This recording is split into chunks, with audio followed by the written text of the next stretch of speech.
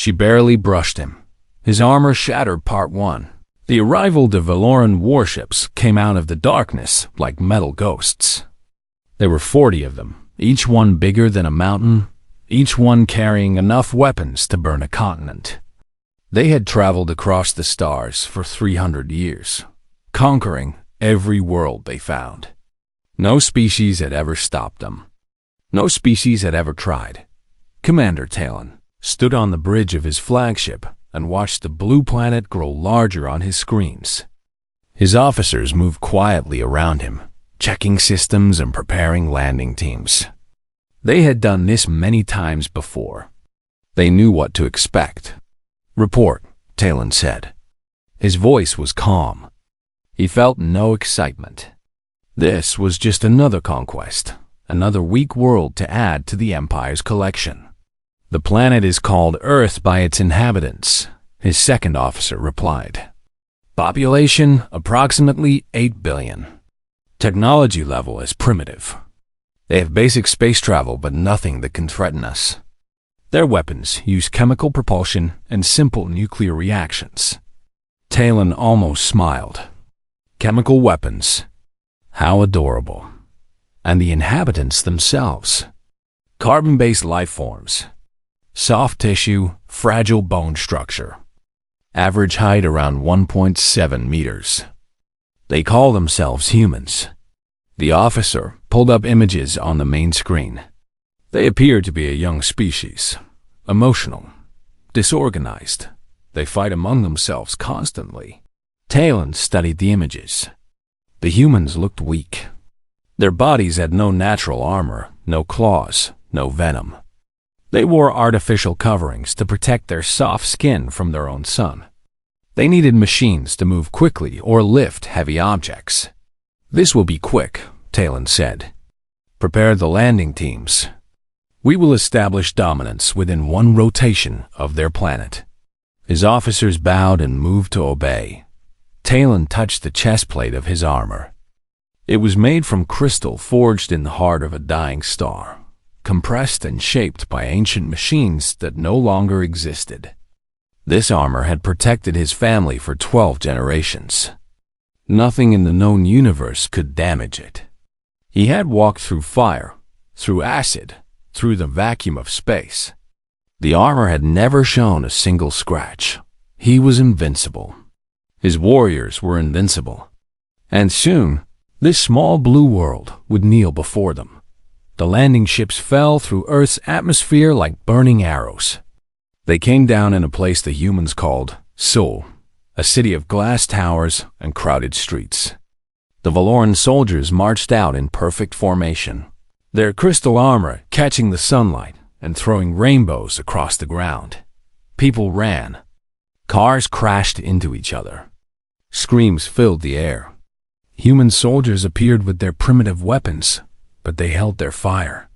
Someone was shouting through a communication device, trying to establish contact, trying to understand what was happening.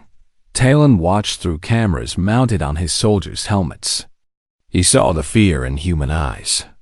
He saw them backing away, clearing paths, lowering their heads. Good. They understood their place already in the chaos of the evacuation. A young woman named Yuna was trying to do her job. She was a paramedic, trained to help injured people, and there were injured people everywhere. An old man had fallen and hit his head. A child was crying, separated from her parents. A pregnant woman was having trouble breathing from the smoke and dust. Yuna moved between them, checking wounds, offering comfort, calling for backup that would never come. Her heart was pounding, but her hands were steady. This was what she did. This was who she was. "You must leave," her partner shouted at her. "The evacuation order covers everyone." "There are still people here," Yuna shouted back. "Help me move them." A shadow fell over her. She looked up and saw a Valoran soldier standing 3 meters away. He was tall, nearly 2.5 meters, and his armor sparkled like diamonds. His face was hidden behind a helmet, but she could feel his eyes on her. "Kneel," the soldier said. His voice came through a translator, flat and mechanical. Kneel before your new masters. This world now belongs to the Valoran Empire. Una stared at him. Behind her, the old man was groaning in pain. The child was still crying. The pregnant woman needed help. I don't have time for this, Una said. Move. She stepped forward and put her hand on his chest, trying to push past him. It was not a punch. It was not an attack. It was just a woman trying to get around an obstacle to help people who needed her. The sound was like breaking glass. The Valoran soldier stumbled backward. He looked down at his chest. Cracks were spreading across his armor, thin lines racing outward from where her palm had touched him. The sacred crystal, forged in the heart of a star, compressed by ancient machines, was falling apart. Una froze. She looked at her hand. She looked at the soldier. She did not understand. The soldier fell to his knees. More pieces of his armor dropped to the ground. Inside, his body was broken. The force that had cracked the crystal had passed through it and into him. Other Valoran soldiers turned to look. Through their helmet cameras, Talon saw everything. He saw the small human woman standing over his fallen warrior. He saw the shattered remains of armor that should have been impossible to damage. What? He whispered. What is this? His officers were silent. No one had an answer. On the ground, Una was still staring at her hand. Other humans were gathering now, watching, recording with their small devices. The Valoran soldiers were backing away, their weapons raised but their hands shaking. One of them fired at Una. The energy blast hit her shoulder and knocked her down. She cried out in pain, rolling across the ground, but she got back up. The wound was bad. Her uniform was burned. Blood was running down her arm. But she stood up. She looked at the soldier who had shot her, and in her eyes there was no fear anymore. There was only anger, I said. She spoke slowly. Move. The soldiers ran. Talon watched them flee. He watched the small human woman turn back to help the injured, ignoring her own wound, ignoring the fact that she had just done something impossible. He watched and felt something he had not felt in 200 years of conquest. Fear. All units, he said, his voice barely steady. Return to ships immediately. We are withdrawing to orbit. His officers stared at him. Now. He shouted. The Valoran Empire had never retreated from anything. Today, they ran from a paramedic who just wanted to do her job. And in the streets of Seoul, Una finally finished helping the last injured civilian before she let herself collapse. Her brother would find her there an hour later, unconscious from blood loss, but alive. She had no idea that she had just changed the galaxy forever. She barely brushed him. His armor shattered. Part 2. The Discover Una woke up in a white room that smelled like medicine. Her shoulder hurt badly, but the pain was distant, softened by drugs. She tried to sit up and felt hands pushing her gently back down. Don't move, a familiar voice said. You lost a lot of blood. She opened her eyes and saw her brother Do-won standing beside her bed. He looked tired. His glasses were smudged and his hair was messy. He had been crying. She realized. The marks were still on his face. What happened? She asked. Her voice was rough and dry. You scared me half to death, Do-won said. That's what happened. You almost died. The aliens. Gone. Back to their ships in orbit. He sat down heavily in a chair beside her bed. Una, what did you do to that soldier? She remembered the feeling of her palm against crystal. She remembered the sound of breaking glass. She remembered the soldier falling. I don't know, she said honestly. I just touched him. I was trying to get past him. Do-won was quiet for a long moment. Then he pulled out his tablet and showed her a video. It was footage from someone's phone, shaky and unclear, but good enough to see what happened. She watched herself push the alien. She watched his armor crack and fall apart. This video has been seen by 2 billion people, the one said. Every government on Earth wants to talk to you. The United Nations has called an emergency meeting. Scientists from 30 countries are asking questions I can't answer. Yuna stared at the video. I didn't hit him that hard. I barely touched him. I know, Dohan said. That's what scares everyone. 3 days later, Yuna was moved to a research facility. Her shoulder was healing faster than the doctors expected. They called it remarkable. She called it annoying because it meant she had to answer more questions. Dohan was part of the research team.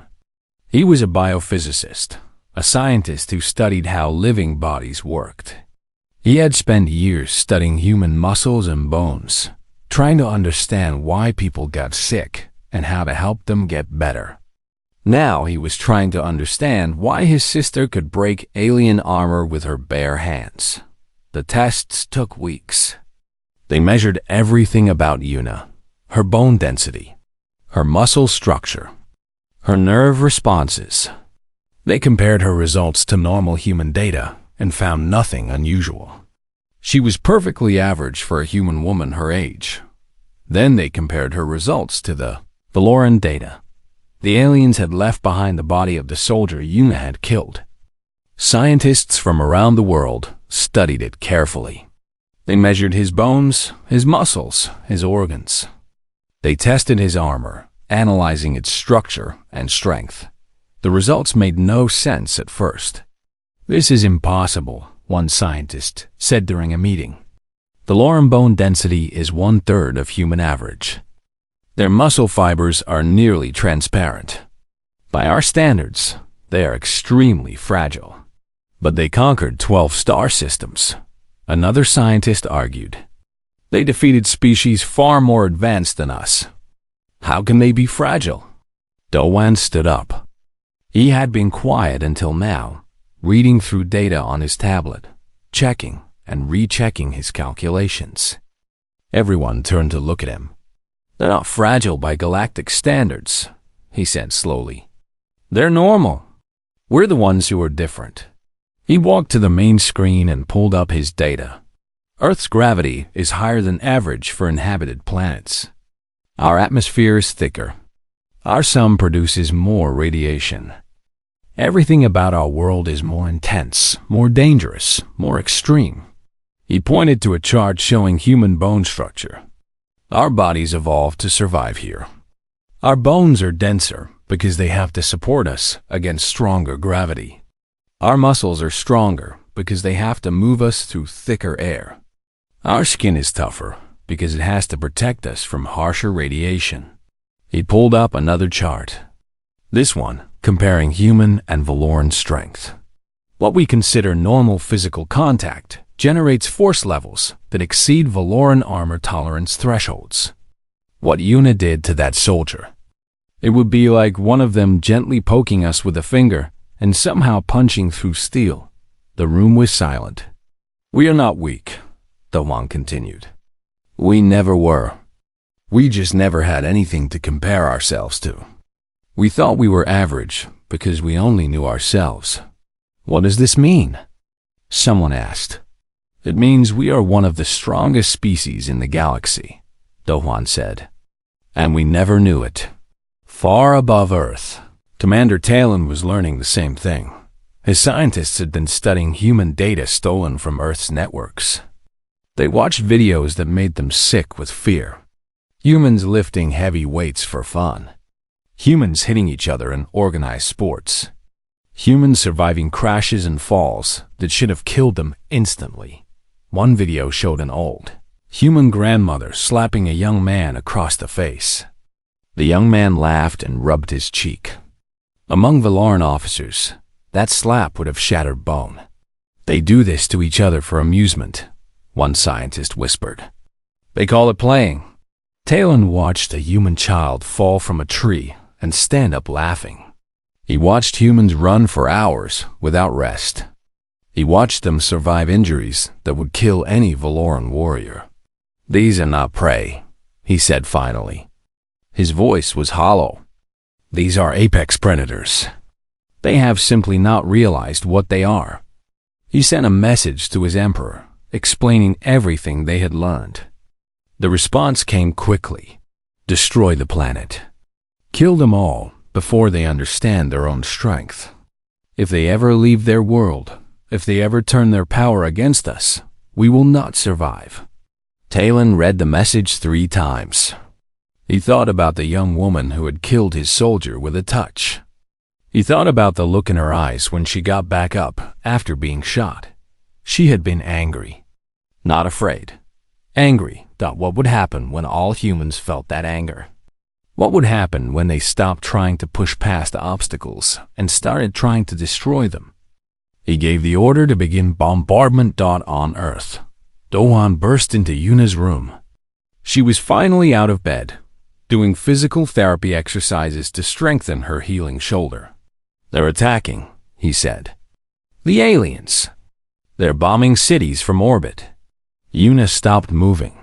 Through the window, she could see smoke rising in the distance. She could hear explosions like thunder. Why? She asked. We didn't do anything to them. Because they're afraid of us, Do-hwan said. They're afraid of what we might become. Yuna looked at her hands. Small hands. Gentle hands. Hands that had spent years helping people, healing wounds, offering comfort. Hands that could apparently shatter the most powerful armor in the galaxy. Then let's give them something real to be afraid of, she said quietly. Do-hwan stared at his sister. He had never seen that look in her eyes before. It scared him a little. It also made him proud.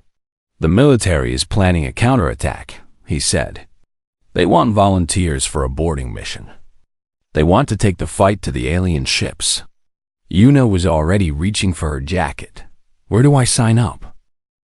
She barely brushed him. His armor shattered. Part 3. The bombardment fire fell from the sky like rain. Valoran weapons turned cities into ash, melted steel into rivers, and burned forests to black ground. In 3 days, 50 million humans died.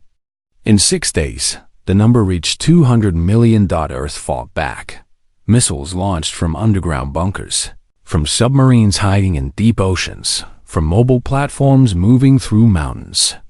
The weapons were primitive by galactic standards, just metal tubes filled with explosives and fire. They should have bounced off Valoran shields, like insects hitting glass. They punched through. Valoran engineers could not understand it. Their shields were designed to stop particle beams and plasma cannons. They were not designed to stop physical objects moving at such incredible speeds, carrying such enormous force. Human weapons hit like the fists of angry gods. 3 Valoran ships fell burning from orbit. Then 5 more. Then 10. But there were still 30 ships remaining, and Earth was running out of missiles. Yuna sat in a small room with 3 other people. They had been selected from thousands of volunteers for the most dangerous mission in human history. They would board the Valoran command ship and destroy its weapons from inside. The military general who briefed them was honest about their chances. You will probably die, he said. The ship is heavily defended. Even if you get inside, there are thousands of soldiers between you and your target. We cannot provide backup or extraction. This is a one-way trip. Yuna looked at her teammates. Junho was 53 years old. He had spent 30 years in special forces before retiring. When the aliens attacked, he had walked into a recruitment office and demanded to be put back in service. They told him he was too old. He broke a training dummy in half with one punch and asked if they wanted to reconsider. Myre was an engineer. She had designed the boarding craft they would use, a simple metal shell with engines strapped to it. She was brilliant with machines, but had never been in combat. Her hands shook constantly, but she refused to leave the mission. Taiwan was Yuna's oldest friend. They had grown up together in the same neighborhood, gone to the same schools, and stayed close even as adults. He had been a competitive wrestler before becoming a firefighter.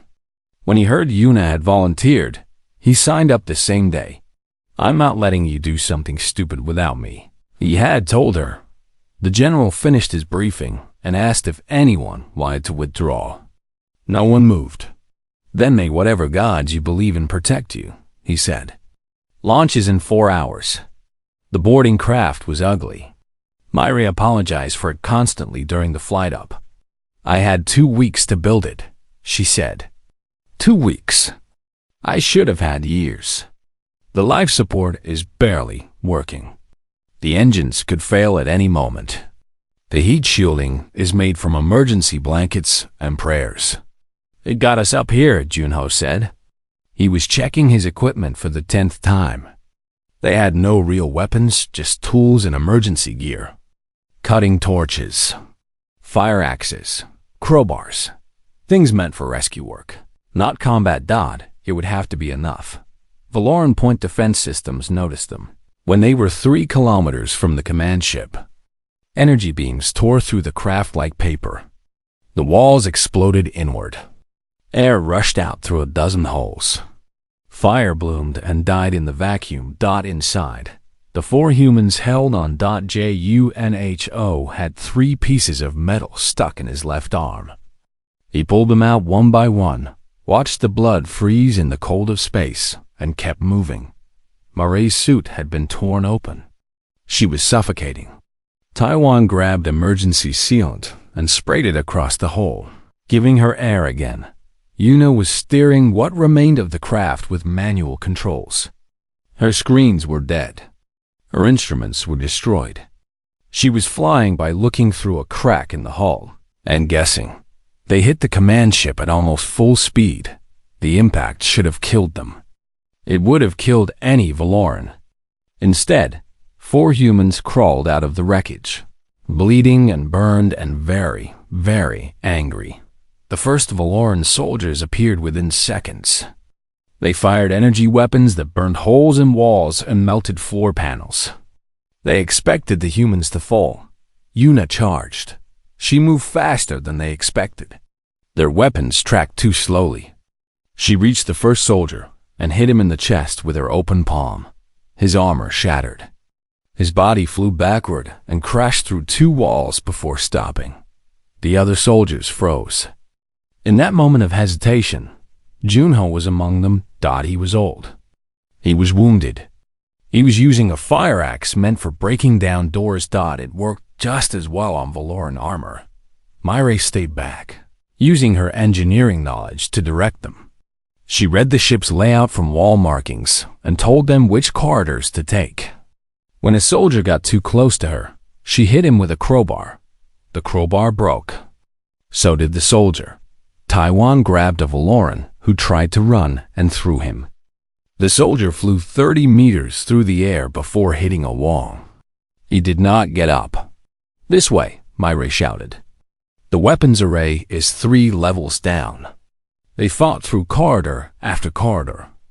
Valoran soldiers came in waves, and waves broke against them. The humans took injuries that would have killed any other species. They kept moving.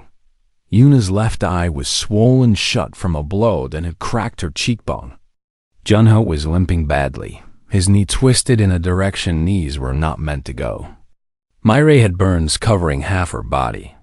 Taiwan was leaving a trail of blood from a wound in his side that he refused to let anyone look at. They reached the weapons array. It was a massive room filled with machines and displays. Valoran technicians ran when they saw the humans coming.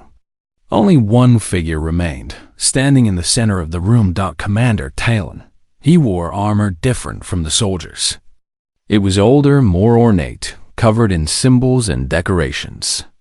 It glowed with inner light. "You are remarkable creatures," he said.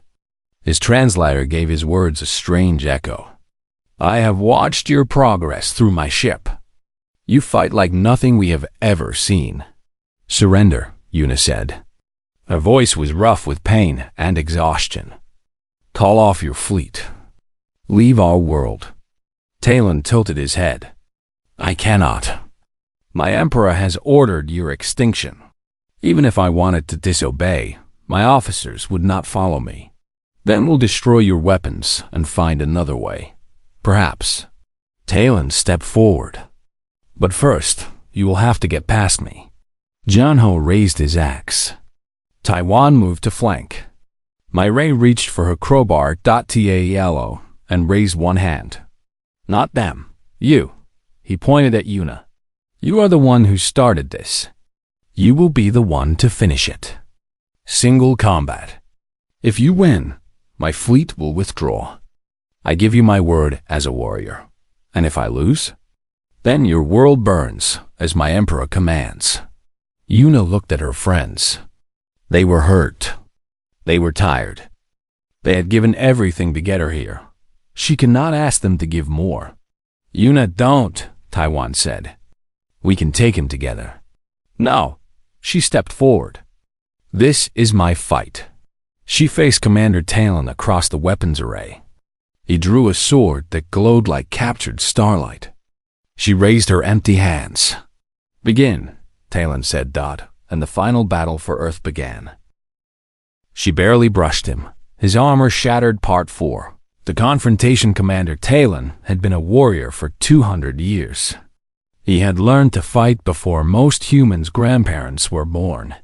He had killed thousands of enemies across 100 worlds. His sword had tasted blood from species that no longer existed because he had ended them. Yuna had taken a self-defense class once 8 years ago. She had quit after 3 weeks because she did not like hitting people. Talon moved first. His sword cut through the air faster than Yuna could see. She threw herself sideways, feeling the blade pass through the space where her head had been. Heat washed over her face from the weapon's energy field. She hit the ground and rolled. Talon was already turning, already swinging again. She scrambled backward, her hands slipping on the smooth floor. You have strength, Talon said, stalking toward her. But strength without skill is nothing. A rock is strong. A rock cannot fight. He swung again. This time, the blade caught her arm, cutting through her sleeve and the skin beneath. She screamed and fell back. Yuna! Taiwan started forward. Stay back. She pushed herself up with her good arm. Blood ran down her fingers and dripped onto the floor. This is my fight. Talon watched her rise. There was something like respect in his eyes. You have courage too, he said. I almost regret having to kill you. Then don't. I have no choice. My emperor commands, and I obey. That is what warriors do. That's what soldiers do, Yuna said. Warriors choose their battles. Talon paused. For a moment, something flickered across his face. Then it was gone, replaced by cold determination. Philosophy will not save you. He attacked again. Yuna could not match his speed. She could not match his skill. Every time she tried to block, his blade found another angle. Every time she tried to dodge, he anticipated her movement. Cuts opened across her body, one after another. Shallow wounds meant to weaken rather than kill. He was taking his time. He was enjoying this. But Yuna noticed something. Every time she landed a blow, even a glancing one, even when it hit his armor and bounced away, Talon flinched. Every impact made him stumble, just slightly. The difference in their strength was so great that even her failed attacks were hurting him. She stopped trying to dodge. Talon's next swing cut across her stomach. The pain was incredible. She felt blood soaking into her clothes. But she did not fall back. She stepped forward. Her fist hit his shoulder. The armor cracked. Talon gasped and staggered. His sword arm dropped, suddenly weak. What?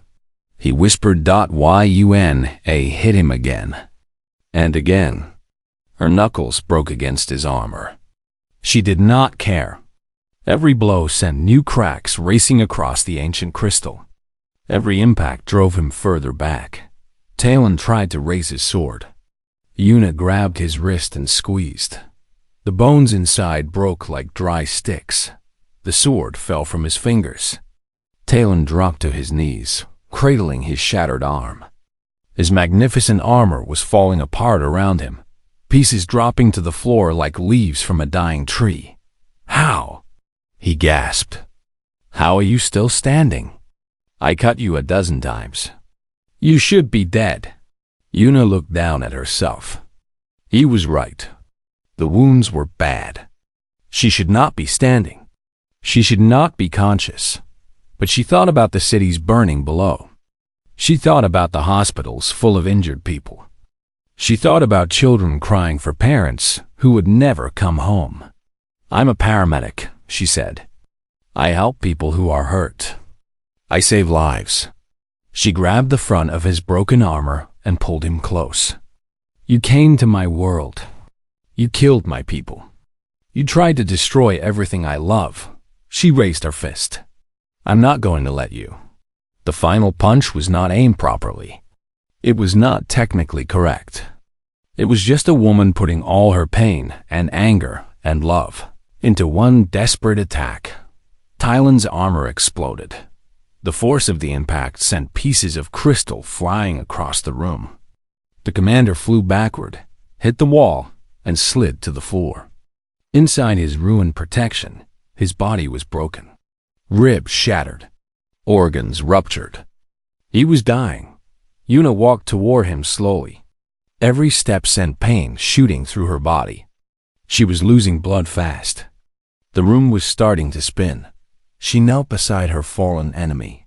Talon looked up at her. Blood was leaking from his mouth, running down his chin. His breathing was shallow and wet. "Finish it," he whispered. "A warrior deserves a clean death." Yuna looked at him for a long moment. Then she reached into her pocket and pulled out a small medical kit. She had carried it with her out of habit, the same kit she took on every emergency call. She started trying to stop his bleeding. "What are you doing?" Talon's eyes widened. "I tried to kill you. I tried to destroy your world. I know.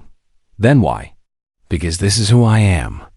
She pressed bandages against his wounds, even though she knew it was hopeless. "I don't stop being a healer just because I'm angry. I don't stop helping people just because they hurt me." Talon stared at her. In 200 years of war, he had never seen anything like this. He had killed enemies who begged for mercy. He had destroyed civilizations that tried to surrender.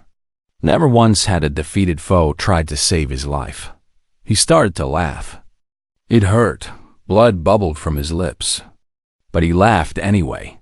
"We thought we were conquering a primitive world," he said. "We thought you were weak because you were gentle. We were fools." He reached up and touched her face with his remaining good hand. It was the first time he had touched a human without trying to hurt them. "You did not become monsters to defeat us," he whispered. "You stayed human. That is more frightening than anything else you could have done." His hand dropped. His eyes went still. Commander Talon, conqueror of 12 star systems, died watching a human show him mercy he had never deserved. Yuna knelt there for a moment, her head bowed. Then she heard explosions in the distance. The fight was not over yet. She tried to stand and fell. Taiwan caught her before she hit the ground. "I've got you," he said. "I've got you." "The weapons," she managed. "We have to. Moray's handling it. The explosives are set. We need to go." He lifted her in his arms like she weighed nothing. Junho was already at the door, checking the corridor. Myra was finishing the last of the charges. 2 minutes, Myra called. "Move!" They ran through the dying ship. Behind them, the weapons array exploded. Fire chased them through corridors. Valoran soldiers ran past without fighting, trying to reach escape pods that somehow, impossibly, they found a shuttle bay. Somehow, impossibly, there was a ship they could steal. Junho flew it out of the command ship seconds before the secondary explosions began. Yuna watched through a tiny window as the Valoran flagship broke apart. Fires bloomed silently in the vacuum of space. Debris scattered in all directions. The other Valoran ships were pulling back. Without their commander, without their flagship, they had no will to fight. They were running. "We did it," Myre whispered. She was crying. "We actually did it." Taiwan held Yuna tighter. She could feel his tears falling on her face. "You did it," he said. "You saved us all." Yuna wanted to answer. She wanted to say that it was not just her, that they had done it together, that everyone who fought deserved credit, but the darkness was coming too fast. The blood loss was too great. Her eyes closed. The last thing she heard was Taiwan screaming her name. She barely brushed him. His armor shattered. Part 5. The awakening Juno woke up slowly. The first thing she noticed was the sunlight coming through a window. The second thing she noticed was the flowers. There were hundreds of them, filling every surface of the room. "You're awake." She turned her head and saw Dowan sitting beside her bed. He looked different, healthier, less tired. There was gray in his hair that she did not remember seeing before. "How long?" she asked. Her voice was barely a whisper. 3 months. He took her hand. "You almost died, Yuna. Your heart stopped twice. The doctors did not think you would make it." She looked down at her body. She was covered in scars. Her arms, her stomach, everywhere Tylan's blade had touched her. She would carry those marks forever. The others? Alive. Junho lost his leg, but they gave him a new one. He says it's better than the original. Mireille is working with the government now, helping design new ships. Taiwan. Dawan smiled. Taiwan has been here every day. He just stepped out to get food. He's going to be very upset that he missed you waking up. Yuna felt tears building in her eyes. The invasion? Over. The Valoran fleet retreated to their empire. Their new emperor declared Earth a forbidden zone. No Valoran ship is allowed within 10 light years of our system. New emperor? The old one was executed by his own council after the defeat. Apparently, losing to a species of primitive savages was considered unforgivable. Dawan's smile faded. "Yuna, a lot has changed while you were sleeping. The videos from the command ship were broadcast to the whole galaxy. Everyone saw what you did."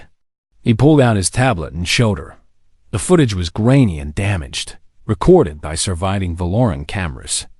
She watched herself fight Talon. She watched herself take wound after wound and keep standing. She watched herself break his armor with her bare hands, and she watched herself try to save his life after defeating him. This video has been seen by billions of beings across hundreds of star systems. Dowan said, "You are the most famous human in the galaxy. You are the most famous human in history." Yuna closed her eyes. She did not feel like a hero. She felt tired and broken and sad. "I didn't want this," she said. "I just wanted to help people. I know." Dowan squeezed her hand. "But you changed everything, whether you wanted to or not."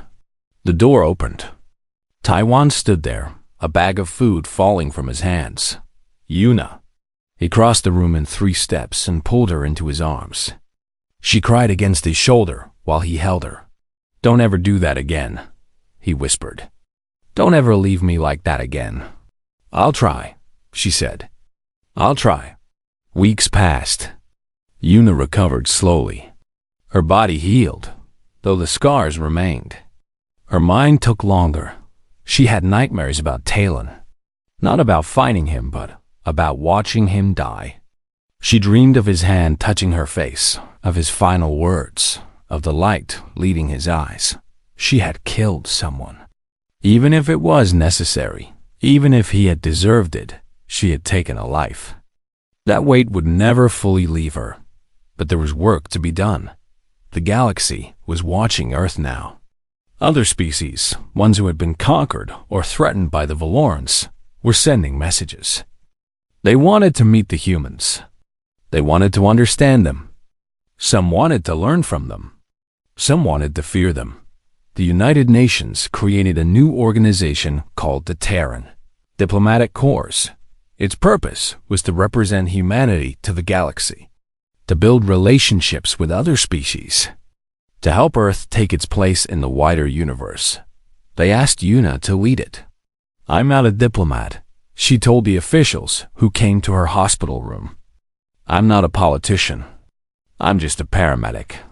"You are the human the galaxy knows," they replied. "You are the one they trust. When other species think of Earth, they think of you. They think of me breaking armor and killing a commander. They think of you trying to save him afterward." The lead official leaned forward. "That is the most important part, Miss Yuna, not your strength. Your mercy. You showed the galaxy that humans are powerful but choose to be gentle. That is why they want to know us." Yuna thought about it for a long time. She talked to Dongwan, to Taiwan, to Junho, and Mireille. They all said the same thing. This was bigger than her fears. This was bigger than her doubts. Humanity needed someone to represent them, and she was the one the galaxy would listen to. She accepted. 1 year after the invasion, Yuna stood before the Galactic Assembly for the first time. The chamber was enormous. 1,000 different species sat in rising tiers around the central platform. Some were tall and thin. Some were short and wide. Some had wings. Some had tentacles. Some were made of living crystal. Some were clouds of glowing gas.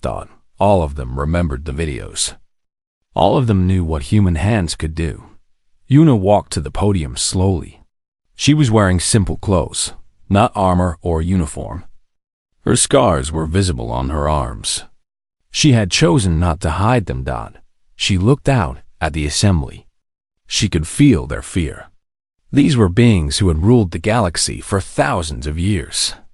They had technology that made human science look like children playing with toys. They could destroy Earth if they wanted to, but they were afraid of her. "My name is Yuna," she began. "I am a human from a planet called Earth. A year ago, I was a paramedic. I spent my days helping injured people, driving an ambulance, doing my best to save lives." She paused, gathering her thoughts. Then the Valorans came. They wanted to conquer us. They thought we were weak because we were small and soft. They thought we would surrender because we did not have ships that could cross the stars. She held up her hands. Small hands. Scarred hands. They learned they were wrong. These hands that looked so weak could break their strongest armor. These bodies that seemed so fragile could survive wounds that would kill their mightiest warriors. We were not weak. We had simply never needed to show our strength before. The assembly was completely silent. "I know you are afraid of us," Yuna continued. "I understand. If I had watched those videos, I would be afraid too. But I want you to understand something about humans." She stepped forward, away from the podium. "We spent 10,000 years learning to be gentle with each other. We had to. A single human can kill another human easily. We learned to shake hands instead of striking.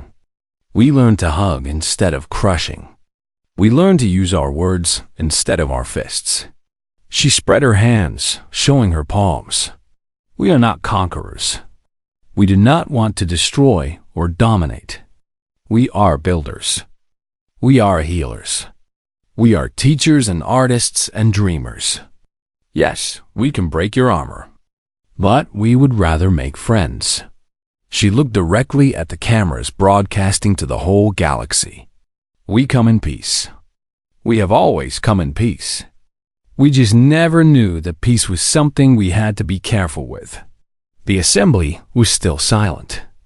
Then, slowly, from the far side of the chamber, one being began to make a sound. A rhythmic noise, repeated over and over. Other beings joined in.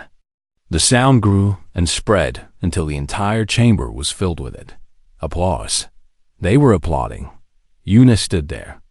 a small human woman surrounded by the most powerful beings in the galaxy, and felt tears running down her face. She had not broken anything today. She had not fought or killed. She had simply told the truth and asked for understanding, and the galaxy had listened. Humanity was not alone anymore. They never would be again. They would walk among the stars. These gentle giants, these terrifying healers, these people who were strong enough to choose kindness, and somewhere, watching from whatever afterlife warriors went to. Commander Talon smiled. The primitive world had not conquered the galaxy. They had done something much more impressive. They had made it want to be friends.